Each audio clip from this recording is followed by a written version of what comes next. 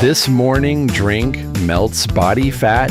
I tried it, so you don't have to. Ayo, the internet said this one drink melts body fat while you sleep.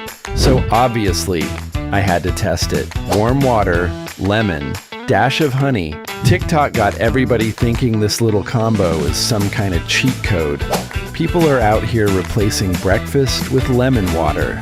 Aight, so week 1. Did I wake up shredded? Did the fat just peace out? Bam, chill. My stomach was not impressed. Results were giving nothing. Absolutely nothing. But here's the real tea, and I need y'all to actually hear this. It don't melt fat. That part's cap.